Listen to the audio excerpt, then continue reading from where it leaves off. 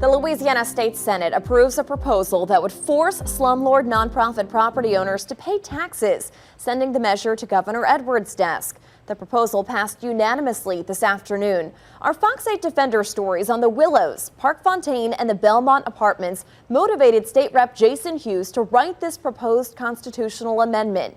It aims to strip the tax-exempt status of nonprofits who own properties that are considered a health or safety risk to its tenants.